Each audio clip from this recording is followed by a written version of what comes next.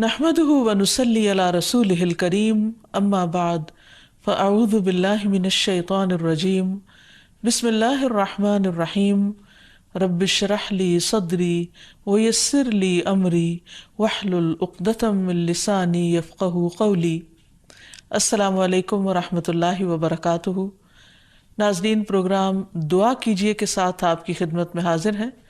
آج ہم انشاءاللہ بیماری سے شفا کی دعائیں آپ کے ساتھ شیئر کریں گے۔ صحت اور بیماری انسانی زندگی کے ساتھ ساتھ ہیں۔ انسان کی زندگی کے کوئی بھی 2 دن ایک جیسے نہیں ہوتے۔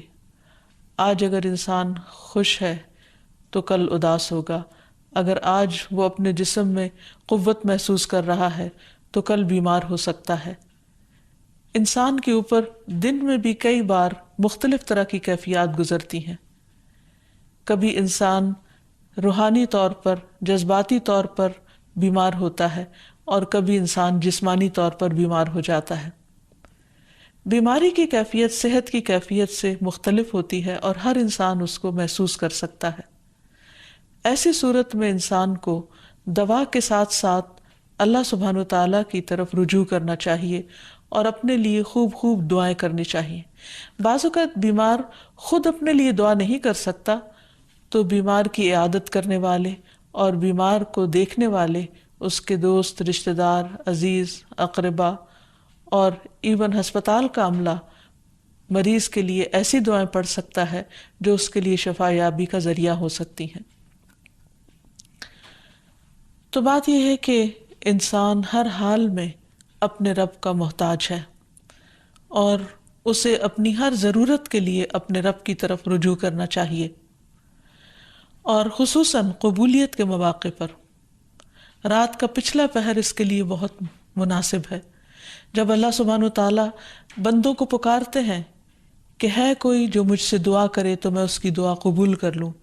ہے کوئی جو مجھ سے سوال کرے تو میں اس کو جواب دوں، ہے کوئی جو مجھ سے استغفار کرے تو میں اس کو بخش دوں۔ تو جب انسان بیمار ہو، اور خصوصاً اگر ایسی بیماری کا شکار ہو کہ جس میں بظاہر شفا کی کوئی امید نہ ہو، تو اسے اور بھی زیادہ خشوع و خضوع کے ساتھ اور ایسے اوقات میں اللہ تعالیٰ کی طرف رجوع کرنا چاہیے کہ جلد از جلد صحت یابی ہو سکے۔ اور اس سلسلے میں کبھی بھی انسان کو اللہ تعالیٰ سے مایوس نہیں ہونا چاہیے۔ پھر یہ بات یاد رہے کہ جب انسان دعا کرے تو اس سے پہلے اللہ سبحانہ وتعالیٰ کی تعریف کے کلمات کہنا نہ بھولے۔ تو آئیے آج ہم آپ کو دعا کرنے سے پہلے کچھ نئے کلمات بتائیں گے جو اللہ سبحانہ وتعالیٰ کی حمد و ثنا پر مبنی ہیں۔ ربنا لک الحمد ملء السماوات والارض وملء ما شئت من شیء بعد اہل الثناء والمجد احق ما قال العبد وكلنا لك عبد اللهم لا مانع لما اعطيت ولا معطي لما منعت ولا ينفع ذا الجد منك الجد۔ اے ہمارے رب، تمام تعریفیں تیرے ہی لیے ہیں جن سے آسمان اور زمین بھر جائیں، اور اس کے بعد جو تو چاہے وہ بھی اس سے بھر جائے۔ تو ہی تعریف اور بزرگی کے لائق ہے۔ بندے جو کہتے ہیں تو ان کا سب سے زیادہ حقدار تو ہے، اور ہم سب تیرے بندے ہیں۔ اے اللہ، جسے تو عطا کرنا چاہے اس سے کوئی روک نہیں سکتا، اور جسے تو نہ دینا چاہے اسے کوئی دے نہیں سکتا، اور کسی مرتبے والے کی بزرگی تیرے سامنے کوئی فائدہ نہیں دے سکتی۔ یعنی اللہ سبحانہ وتعالیٰ کے علاوہ کوئی بھی اور ایسا نہیں ہو سکتا جو انسان کی مشکل کو آسان کر سکے۔ تو آئیے اس کے ساتھ ہم دیکھتے ہیں کہ بیماری کے اسباب کیا ہوتے ہیں، بیماریاں کیوں آتی ہیں۔ سب سے پہلی بات تو یہ کہ بیماری اللہ کے اذن سے آتی ہے۔ جب تک اللہ سبحانہ وتعالیٰ کا اذن نہ ہو، انسان پر کوئی کسی قسم کی مشکل آ نہیں سکتی۔ قرآن مجید میں آتا ہے ما اصاب من مصیبت الا باذن اللہ، جو بھی مصیبت آتی ہے وہ اللہ کے اذن سے آتی ہے اور وہ تقدیر کا حصہ ہوتی ہے، اور اس میں اللہ سبحانہ وتعالیٰ کی حکمت اور مشیت کار فرما ہوتی ہے۔ اور وہ کیا ہو سکتی ہے؟ مثلاً اللہ تعالیٰ کسی بندے کے ساتھ بھلائی کا ارادہ کرتے ہیں، اس کے گناہ معاف کرنا چاہتے ہیں، اس کو کسی خاص چیز کی سمجھ دینا چاہتے ہیں، تو اسے تکلیف میں مبتلا کر دیتے ہیں، کیونکہ بعض اوقات انسان زندگی میں اتنا مصروف ہوتا ہے اپنے روزانہ کے روٹین کے کاموں میں کہ وہ ٹھہر کر، رک کر، خاموشی کے ساتھ وقفہ لیے بغیر کوئی ایسی بات سوچتا نہیں کہ جو اسے سوچنی چاہیے، جو اللہ تعالیٰ چاہتے ہیں کہ وہ سوچے۔ تو جب انسان بیمار ہو جاتا ہے تو ایک اور کنڈیشن میں آ جاتا ہے، وہ آرام کی کیفیت میں آ جاتا ہے۔ ایسی صورت میں انسان کو وہ باتیں بھی سوچنے کا موقع مل جاتا ہے جو عام طور پر وہ نہیں سوچتا۔ پھر اسی طرح ہمیں ہمارا دین یہ بھی بتاتا ہے کہ بعض اوقات انسان پر بیماری یا کوئی بھی تکلیف اس کے اپنے ہاتھوں کی کمائی سے آتی ہے، یعنی اس کا اپنا کوئی گناہ یا قصور ہوتا ہے جس کی بنا پر اسے وہ تکلیف پہنچتی ہے۔ قرآن مجید میں آتا ہے وَمَا أَصَابَكُم مِّن مُّصِيبَةٍ فَبِمَا كَسَبَتْ أَيْدِيكُمْ وَيَعْفُو عَن كَثِيرٍ، اور تمہیں جو بھی مصیبت پہنچی تو وہ اس وجہ سے ہے جو تمہارے ہاتھوں نے کمایا، اور وہ بہت سی چیزوں سے درگزر کر جاتا ہے۔ اسی طرح بعض اوقات انسان کی بیماریاں اس کے کسی گناہ کا نتیجہ ہوتی ہیں۔ عمر رضی اللہ عنہ نے جب عباس رضی اللہ عنہ سے بارش کی دعا کرنے کے لیے کہا تو انہوں نے کہا اے اللہ، بے شک مصیبتیں گناہوں کی وجہ سے ہی نازل ہوتی ہیں اور انہیں صرف توبہ ہٹا سکتی ہے۔ پھر اسی طرح ایک اور روایت میں آتا ہے رسول اللہ صلی اللہ علیہ وسلم نے فرمایا جب بھی کسی رگ یا آنکھ کو نقصان پہنچتا ہے تو وہ کسی نہ کسی گناہ کی وجہ سے ہوتا ہے، لیکن جو تکالیف اللہ تعالیٰ ویسے ہی ٹالتا رہتا ہے وہ کہیں زیادہ ہو جاتی ہیں۔ پھر اسی طرح بعض بیماریاں انسانوں کے اعلانیہ گناہوں کی وجہ سے بھی ہوتی ہیں، جیسا کہ ایک حدیث میں آتا ہے جب کسی قوم میں بدکاری عام ہو جاتی ہے اور وہ اعلانیہ اس کا ارتکاب کرتے ہیں تو ان میں طاعون اور ایسی مختلف بیماریاں پھیل جاتی ہیں جو کہ ان سے پہلے گزرے ہوئے لوگوں میں نہ تھی۔ ابو امامہ باہلی سے روایت ہے کہ نبی صلی اللہ علیہ وسلم نے فرمایا جس بندے کو بھی بیماری سے پچھاڑ دیا گیا ہو تو اللہ تعالیٰ اسے جب بیماری سے اٹھاتا ہے تو وہ پاک ہوتا ہے۔ تو یہ ایک حقیقت ہے کہ انسان کے گناہ اس کے لیے مشکلات کا سبب بنتے ہیں۔ امام ابن القیم الجوزیہ لکھتے ہیں، ان کی ایک مشہور کتاب ہے الداء والدواء، بیماریاں اور علاج، اس میں وہ کہتے ہیں کہ کوئی بھی گناہ ایسا نہیں کہ جس کے اثرات نہ ہوں۔ انسان سے چھوٹی یا بڑی جو بھی کوئی غلطی صادر ہوتی ہے اس کے نتیجے میں کچھ نہ کچھ اثرات اس کی زندگی پر ضرور پڑتے ہیں۔ ہاں اگر اللہ تعالیٰ معاف کر دے تو وہ اور بات ہے، ورنہ ہر گناہ کی ایک تاثیر ہوتی ہے، اور ان تاثیرات میں سے ایک چیز یہ ہے کہ انسان مختلف قسم کی بیماریوں میں مبتلا ہو جاتا ہے۔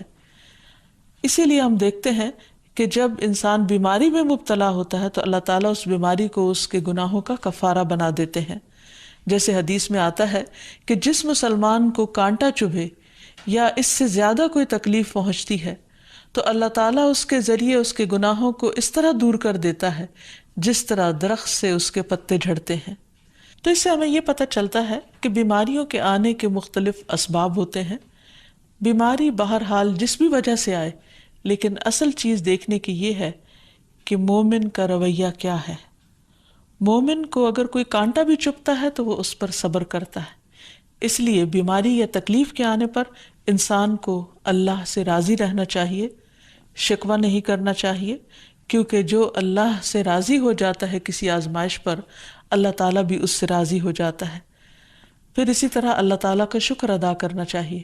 کیونکہ بیماری اس سے زیادہ شدید بھی ہو سکتی تھی۔ لہٰذا انسان کو اللہ تعالیٰ جس حال میں رکھے انسان اس پر شکر گزار رہے۔ پھر یہ کہ انسان کسی بھی بیماری میں کسی بھی قسم کی ہو اور زندگی کے کسی بھی حصے میں ہو، اس میں مایوس نہ ہو، پر امید رہے کہ بیماری دور ہو جائے گی۔ پھر اسی طرح اگر بیماری طول پکڑ جائے تو انسان کو گھبرانا نہیں چاہیے، کیونکہ ہر گزرنے والا لمحہ انسان کے درجات میں اضافے کا سبب بنتا ہے اور اس کے گناہ مسلسل جھڑتے چلے جاتے ہیں حتیٰ کہ انسان بالکل پاک صاف ہو جاتا ہے۔ پھر اسی طرح انسان کو بیماری کی حالت میں دوسروں سے شکوے شکایات نہیں کرنے چاہیے، کیونکہ بیماری اللہ کے اذن سے آتی ہے، اور جب انسان ہر ایک کے آگے رونے لگتا ہے تو گویا وہ اللہ تعالیٰ کا شکوہ کر رہا ہوتا ہے، جو چیز اللہ تعالیٰ کو پسند نہیں۔ پھر اسی طرح منہ سے برے الفاظ نہیں نکالنے چاہیے، بیماریوں کو کوسنا نہیں چاہیے، اور پھر ایسے الفاظ نہیں ادا کرنے چاہیے کہ مجھے لگتا ہے کہ اس بیماری میں میری زندگی چلی جائے گی، یا یہ کہ کسی مریض کی عیادت کے لیے جا کر اس کو اس قسم کی بات نہیں کرنی چاہیے، خواہ کتنی ہی خطرناک بیماری کیوں نہ ہو، ہمیشہ اسے امید دلانے چاہیے، کیونکہ مایوسی کے الفاظ اور برے بھلے اور منفی قسم کی باتیں اللہ تعالیٰ کو پسند نہیں، اور انسان ویسے بھی جیسے سوچتا ہے پھر اس کے ایکشن اس کے مطابق ہونے لگتے ہیں۔ اب یہ ہے کہ انسان بیماری میں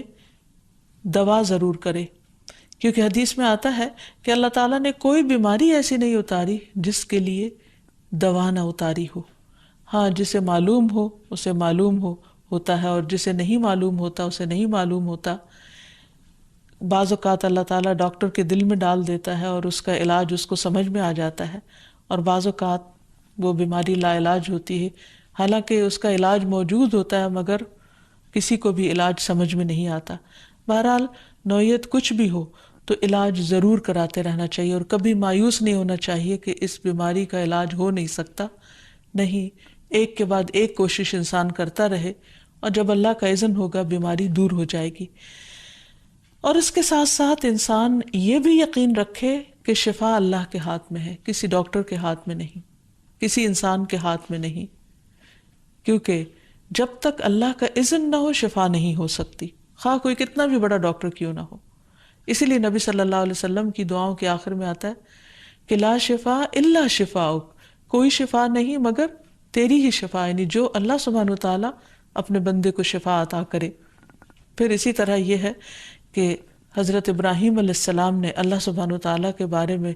فرمایا تھا کہ وَإِذَا مَرِضْتُ فَهُوَ يَشْفِينِ، کہ جب میں بیمار ہوتا ہوں تو وہی مجھے شفا دیتا ہے، یعنی اللہ تعالیٰ ہی اس بیماری کو دور کرتا ہے۔ اسی طرح ایک اور روایت سے بھی پتہ چلتا ہے کہ شفا دراصل اللہ سبحانہ وتعالیٰ کے ہاتھ میں ہے۔ حضرت عائشہ سے مروی ہے کہ رسول اللہ صلی اللہ علیہ وسلم دم کیا کرتے تھے اور یہ دعا پڑھتے تھے، امسح البأس رب الناس بیدک الشفاء لا یکشف الکرب الا انت، اے لوگوں کے رب تکلیف کو دور کر دے، تیرے ہی ہاتھ میں شفا ہے، تیرے سوا اس کو دور کرنے والا اور کوئی بھی نہیں۔ پھر اسی طرح انسان جب کسی بیمار کی عیادت کے لیے جائے تو اس پر بھی دعا پڑھے اور اس کے لیے دعا کرے۔ رسول اللہ صلی اللہ علیہ وسلم نے فرمایا، جو مسلمان کسی ایسے بیمار کی عیادت کے لیے اس کے پاس آئے جس کی موت کا وقت قریب نہ آیا ہو اور 7 مرتبہ یہ پڑھے، اسأل اللہ العظیم رب العرش العظیم ان یشفی فلانا من وجعہ، میں اس عظمت والے اللہ سے سوال کرتا ہوں جو عرش عظیم کا رب ہے کہ فلاں کو اس کی تکلیف سے شفا عطا فرمائے، تو اللہ عز و جل اسے شفا عطا فرما دیتا ہے۔ اور پھر ہم دیکھتے ہیں کہ تمام انبیاء اپنی بیماریوں میں، تکلیفوں میں اللہ تعالیٰ کو پکارتے تھے، جیسا کہ ایوب علیہ السلام کی دعا قرآن مجید میں آتی ہے، وَأَيُّوبَ إِذْ نَادَى رَبَّهُ أَنِّي مَسَّنِيَ الضُّرُّ وَأَنْتَ أَرْحَمُ الرَّاحِمِينَ فَاسْتَجَبْنَا لَهُ فَكَشَفْنَا مَا بِهِ مِنْ ضُرٍّ وَآتَيْنَاهُ أَهْلَهُ وَمِثْلَهُمْ معهم رحمة من عندنا وذكرى للعابدين۔ اور ایوب جب اس نے اپنے رب کو پکارا کہ بے شک مجھے تکلیف پہنچی ہے اور تو رحم کرنے والوں میں سب سے زیادہ رحم کرنے والا ہے، تو ہم نے اس کی دعا قبول کر لی، پس اسے جو بھی تکلیف تھی اسے دور کر دیا، اور اسے اس کے گھر والے اور ان کے ساتھ ان کی مثل اور عطا کر دیے، اپنے پاس سے رحمت کے لیے اور ان لوگوں کی یاد دہانی کے لیے جو عبادت کرنے والے ہیں۔ اسی طرح رسول اللہ صلی اللہ علیہ وسلم نے ایک اور موقع پر ایک صحابی عثمان بن ابی عاص الثقفی کو ایک دعا سکھائی۔ جب وہ نبی صلی اللہ علیہ وسلم کے پاس حاضر ہوئے، وہ کہتے ہیں مجھے اتنی تکلیف تھی کہ قریب تھا کہ وہ مجھے ہلاک کر دیتی، تو نبی صلی اللہ علیہ وسلم نے مجھے فرمایا اس درد کی جگہ پر اپنا دایاں ہاتھ رکھو اور 7 مرتبہ کہو بسم اللہ اعوذ بعزت اللہ و قدرتہ من شر ما اجد و احاذر، اللہ کے نام کے ساتھ میں پناہ مانگتا ہوں اللہ کی عزت کی اور اس کی قدرت کی اس شر سے جو میں محسوس کرتا ہوں، یعنی اس تکلیف سے بچنے کے لیے جو مجھے محسوس ہو رہی ہے اور جس سے میں خوف محسوس کرتا ہوں۔ عثمان کہتے ہیں کہ جب میں نے یہ پڑھا تو اللہ سبحانہ وتعالیٰ نے مجھے شفا عطا کر دی۔ پھر اسی طرح ہر بیماری سے شفا کی دعا نبی صلی اللہ علیہ وسلم نے سکھائی۔ عبداللہ بن عباس سے مروی ہے کہ نبی اکرم صلی اللہ علیہ وسلم نے فرمایا، جب کوئی شخص کسی ایسے مریض کی عیادت کرے جس کی موت کا وقت ابھی قریب نہ آیا ہو اور اس کے پاس 7 مرتبہ یہ دعا پڑھے، اسأل اللہ العظیم رب العرش العظیم ان یشفیک، میں عظمت والے اللہ جو عرش عظیم کا رب ہے اس سے دعا کرتا ہوں کہ وہ تمہیں شفا عطا کرے، تو اللہ تعالیٰ اسے اس مرض سے شفا عطا کر دے گا۔ پھر اسی طرح نبی صلی اللہ علیہ وسلم اگر کسی کو کوئی پھوڑا پھنسی ہوتی تو اپنے لعاب دہن کے ساتھ زمین کی مٹی تھوڑی سی لے کر اس درد تکلیف والی جگہ پر لگاتے تو اس سے بھی شفا ہوتی۔ حضرت عائشہ کہتی ہیں کہ جب کسی انسان کے عضو میں کوئی تکلیف ہوتی، پھوڑا یا زخم ہوتا، تو نبی صلی اللہ علیہ وسلم اپنی انگلی اس طرح رکھتے، اور سفیان جو راوی ہیں انہوں نے اپنی شہادت کی انگلی زمین پر رکھی، پھر اسے اٹھا کر فرمایا بسم اللہ تربت اردنا بریقت بعدنا لیشفى به سقیمنا باذن ربنا، اللہ کے نام کے ساتھ ہماری زمین کی مٹی ہمارے رب کے حکم سے ہم میں سے بعض کے تھوک کے ساتھ ہمارے بیمار کو شفا دی جائے۔ یعنی لعاب دہن کا اپنا ایک اثر ہوتا ہے، اور لعاب دہن جو ہے ایک طرح سے دوا کا کام کرتا ہے، اور اللہ کا نام لے کر جب لعاب دہن لگایا جائے تو شفا ہوتی ہے۔ جیسے کہ ایک اور موقع پر نبی صلی اللہ علیہ وسلم نے ایک جلے ہوئے مریض کے اوپر یہی دعا پڑھ کر لعاب دہن لگایا تو اللہ تعالیٰ نے اس مریض کو شفا یاب کر دیا، اور وہ دعا تھی اذہب البأس رب الناس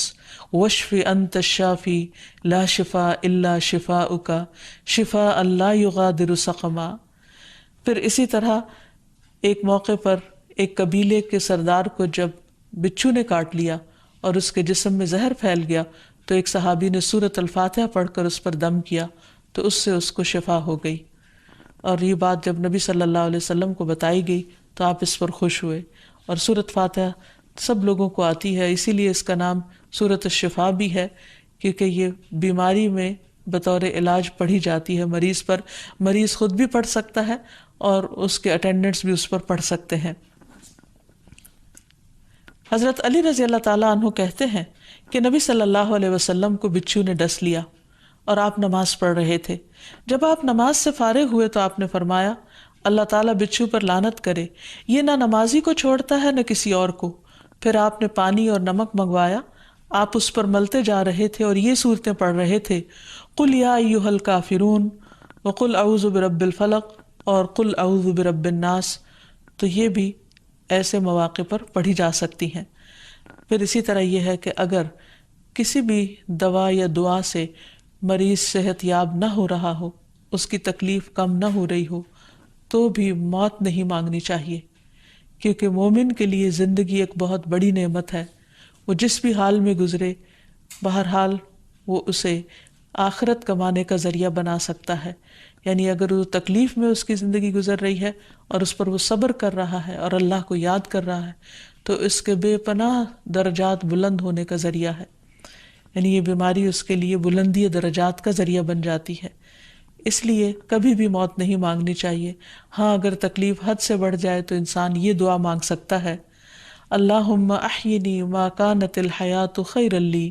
وتوفنی اذا کانت الوفات خیرا لی، اے اللہ جب تک میرے لیے زندگی بہتر ہو مجھے زندہ رکھ، اور جب میرے لیے وفات بہتر ہو